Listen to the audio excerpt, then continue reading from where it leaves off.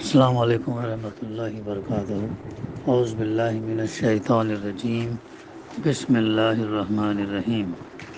ذی قوۃ عند ذی العرش مکین، مطاع ثم امین، وما صاحبکم بمجنون، ولقد رآہ بالافق المبین، وما هو علی الغیب بضنین، وما هو بقول الشیطان الرجیم، فأین تذهبون ان هو الا ذکر للعالمین، لمن شاء منکم ان یستقیم، وما تشاءون الا ان یشاء اللہ رب العالمین۔ صدق اللہ العلی العظیم۔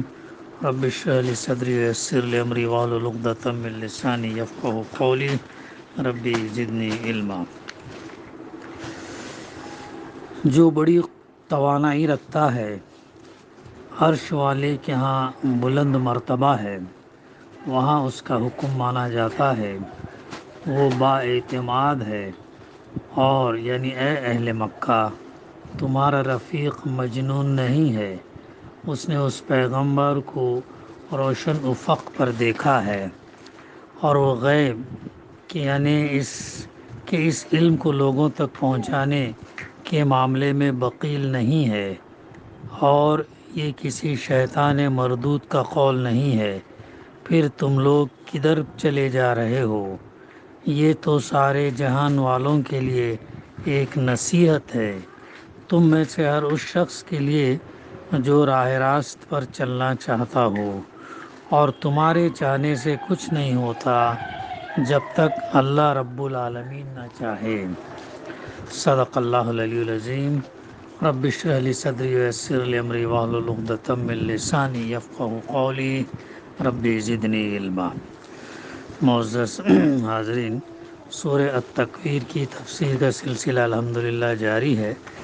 بڑی اہم باتیں اس سورت کے اندر اور تفسیر کے ذریعے سے ہمارے سامنے آئی ہیں۔ جو سلسلہ جاری ہے، یہاں پر جبریل علیہ السلام کا سلسلہ جو ہے جاری ہے۔ ایک بزرگ پیغمبر کا قول ہے جو بڑی توانائی رکھتا ہے۔ سورہ نجم میں بھی اس کا تذکرہ ہمیں ملتا ہے، وہاں پر یوں ادا کیا آیت نمبر 4 اور 5 میں، ان هو الا وحی یوحی علمہ شدید القویٰ۔ یہ تو ایک وحی ہے جو اس پر نازل کی جاتی ہے، اس کو زبردست قوتوں والے نے تعلیم دی ہے۔ یہ بات در حقیقت متشابہات میں سے ہے کہ جبریل علیہ السلام کی ان زبردست قوتوں اور ان کی اس عظیم توانائی سے کیا مراد ہے۔ بہرحال اس سے اتنی بات ضرور معلوم ہوتی ہے کہ فرشتوں میں بھی وہ اپنی غیر معمولی طاقتوں کے اعتبار سے ممتاز ہیں۔ مسلم کتاب الایمان میں حضرت عائشہ رضی اللہ رسول اللہ صلی اللہ علیہ وسلم کا یہ قول نقل کرتی ہیں کہ میں نے 2 مرتبہ جبریل علیہ السلام کو ان کی اصلی صورت میں دیکھا ہے۔ ان کی عظیم ہستی زمین اور آسمان کے درمیان ساری فضا پر چھائی ہوئی تھی۔ بخاری، مسلم، ترمذی میں اس کا تذکرہ ملتا ہے۔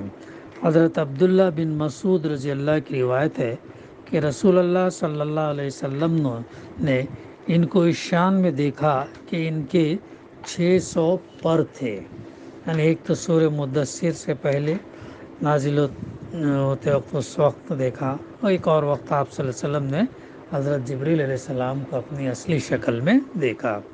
اس سے کچھ ان کی زبردست طاقت کا اندازہ کیا جا سکتا۔ یہ ہے وہ بات اس آیت میں کہی جا رہی ہے کہ ذی قوت عند ذی العرش مکین، عرش والے کے ہاں ان کا بلند مرتبہ ہے۔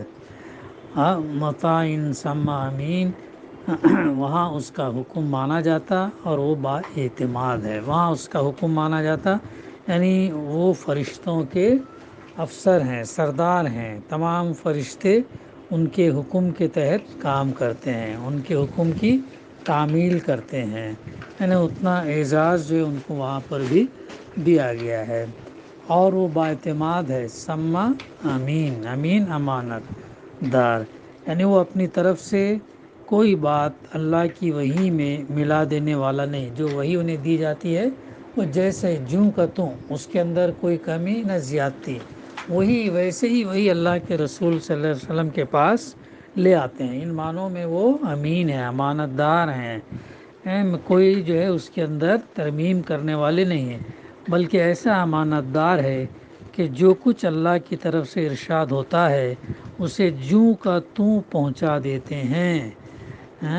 وہ بااعتماد ہیں جبریل علیہ السلام. اس کے اندر کوئی گنجائش نہیں ہے کہ قرآن مجید کے اندر کوئی تبدیلی کی گئی، ترمیم کیا گیا، کچھ جوڑا گیا، کچھ نکالا گیا. ایسی کوئی بات جو ہے نہیں ہے. بالکل خالص اللہ رب العزت کا کلام ہے، جو ایک نہایت امین فرشتے جبریل علیہ السلام کے ذریعے سے اللہ کے رسول صلی اللہ علیہ وسلم تک پہنچایا گیا اور آپ کے توسط سے ہم تک آیا ہے. یعنی کتنی بڑی سعادت کی بات ہے کہ اللہ کا کلام جبریل علیہ السلام کے ذریعے سے اللہ کے رسول صلی اللہ علیہ وسلم پر اترا، اور آپ صلی اللہ علیہ وسلم کے توسط سے خلفائے راشدین، صحابہ، تابعین و تابعین وغیرہ، ان سے جو ہے یہ ہم تک پہنچا. یعنی اللہ کا کلام یہ بڑا عظمت والا، بڑا باوقار کلام ہے، جو بغیر کوئی ترمیم کے نازل ہے اور اللہ کی جانب سے نازل کردہ کلام ہے. پھر آگے فرمایا جا رہا وما صاحبکم بمجنون، اور اے یعنی اہل مکہ تمہارا رفیق، یعنی رفیق سے مراد اللہ کے رسول صلی اللہ علیہ وسلم ہے، اور آپ کو اہل مکہ کا رفیق کہہ کر دراصل انہیں اس بات کا احساس دلایا گیا کہ آپ صلی اللہ علیہ وسلم ان کے لیے کوئی اجنبی شخص نہیں ہے، بلکہ انہی کے ہم قوم اور ہم قبیلہ ہے. ظاہر ہے 40 سال سے، اور بلکہ اس صورت اور آگے تقریباً 53 سال تک اللہ کے رسول صلی اللہ علیہ وسلم جو ہے مکے میں رہے، اور نبوت سے سرفراز ہونے سے پہلے 40 سال تک مسلسل انہی کے درمیان میں تھے، انہی کے ہم قبیلہ تھے، اور آپ کی زندگی بسر انہی میں ہوئی، اور ان کے شہر کا بچہ بچہ جانتا کہ آپ کس قدر دانا اور ہوش مند انسان ہے. بلکہ یہی وہ اہل قریش تھے، اہل مکہ تھے، جو اللہ کے رسول صلی اللہ علیہ وسلم کو امین کا لقب دیا، امانت دار، سچے، صادق، اس کا لقب جو ہے دیا گیا. اور ایسے شخص کو جانتے بوجھتے مجنون کہتے ہوئے انہیں کچھ تو شرم آنی چاہیے. یہ بات یہاں پر بتائی جا رہی. اور بھی سورہ نجم میں اس کا تذکرہ ہمیں ملتا ہے. تو بہرحال تمہارا رفیق جو ہے مجنون نہیں ہے، جو یہ لوگ سمجھ رہے تھے. وَلَقَدْ رَآهُ بِالْأُفُقِ الْمُبِينِ، اس نے اس پیغمبر کو روشن افق پر دیکھا. سورہ نجم آیت 7 تا 9 میں رسول اللہ صلی اللہ علیہ وسلم کے اس مشاہدے کو زیادہ تفصیل کے ساتھ وہاں پر بیان کیا گیا تھا، انہوں نے اس کو دیکھا. تو بہرحال آگے فرمایا جا رہا ہے وَمَا هُوَ عَلَى الْغَيْبِ بِضَنِينٍ، اور وہ غیب کے اس علم کو لوگوں تک پہنچانے کے معاملے میں بخیل نہیں ہے. یعنی رسول اللہ صلی اللہ علیہ وسلم تم سے کوئی بات چھپا کر نہیں رکھتے. غیب کے جو حقائق بھی اللہ تعالیٰ کی طرف سے ان پر کھولے گئے، خواہ وہ اللہ کی ذات اور صفات کے بارے میں ہو، یا فرشتوں کے بارے میں ہو، یا زندگی بعد موت اور قیامت اور آخرت اور جنت اور دوزخ کے بارے میں ہو. سب کچھ تمہارے سامنے بے کم و کاست جو ہے بیان کر دیتے ہیں. جیسے جبریل علیہ السلام وہی جوں کا توں لے کر آئے، ویسے ہی اللہ کے رسول صلی اللہ علیہ وسلم بھی وہ کلام ہمارے سامنے، اس دور کے مسلمانوں کے سامنے، صحابہ کے سامنے جوں کا توں جیسے آیا ویسے آپ صلی اللہ علیہ وسلم نے پہنچایا اور عمل بھی کر کے بتایا. تو جو ہے وہ بھی بخیل نہیں ہے. پھر آگے فرمایا جا رہا وَمَا هُوَ بِقَوْلِ شَيْطَانِ الرَّجِيمِ، اور یہ کسی شیطان مردود کا قول نہیں ہے. یعنی تمہارا یہ خیال غلط ہے کہ کوئی شیطان آ کر محمد صلی اللہ علیہ وسلم کے کان میں یہ باتیں پھونک دیتا ہے۔ ان کا کہتا ہے یہ بھی تھا نا، کوئی جن یا کوئی شیطان آ کر آپ کو پھونک دیتا ہے اور آپ جو ہے ہمارے سامنے آ کر بیان کرتے ہیں، ایسا ان کا یہ تھا۔ تو اس کی یہاں پر تردید کی جا رہی ہے۔ شیطان کا آخر یہ کام کب ہو سکتا کہ وہ انسان کو شرک اور بت پرستی اور دہریت اور الحاد سے ہٹا کر خدا پرستی اور توحید کی تعلیم دے۔ انسان کو شتر بے مہار بن کر رہنے کے بجائے اللہ کے حضور ذمہ داری اور جواب دہی کا احساس دلائے، جاہلانہ رسموں اور ظلم اور بد اخلاقی اور بد کرداری سے منع کر کے پاکیزہ زندگی، عدل اور تقوی اور اخلاق فاضلہ کی طرف رہنمائی کرے۔ یہ ہے اللہ کے رسول صلی اللہ علیہ وسلم کا کام جو ہے یہ، بلکہ شیطان کا نہیں، ایک اللہ کے رسول صلی اللہ علیہ وسلم۔ پھر یہ سب بیان کرنے کے بعد فرمایا جا رہا فَأَيْنَ تَذْهَبُونَ، پھر تم لوگ کدھر چلے جا رہے ہو؟ اتنا سب یہ ہونے کے بعد میں، یہ سننے کے بعد، یہ جاننے کے بعد، یہ معلوم ہونے کے بعد تم لوگ کدھر چلے جا رہے ہو؟ ان ہوا الا ذکر للعالمین، یہ تو سارے جہان والوں کے لیے ایک نصیحت ہے، صرف مسلمانوں کے لیے نہیں، صرف عالم دین کے لیے نہیں، صرف حفاظ کے لیے نہیں، بلکہ سارے جہان، ساری انسانیت کے لیے کیا ہے؟ ایک نصیحت ہے، ایک ایڈوائس ہے، گائیڈ لائن ہے۔ تو یہ پورا کلام ہمیں زندگی کیسے گزارنا ہے وہ بتاتا ہے۔ جیسے کسی مشین کے ساتھ کیٹلاگ آتا ہے، یوزر مینول، ایسے یہ قرآن مجید ہمارے لیے یوزر مینول ہے، جو پوری زندگی، موت، پیدائش سے لے کر موت تک ہمیں رہنمائی کرتا ہے کہ ہمیں کام کیسے کرنا چاہیے، کون سا کام کب کرنا، کیسے کرنا، کیا اللہ اور اس کے رسول کی طرف سے ہدایت ہے۔ تو نصیحت ہے تم میں کس کے لیے؟ تم میں سے ہر اس شخص کے لیے جو راہ راست پر چلنا چاہتا ہو۔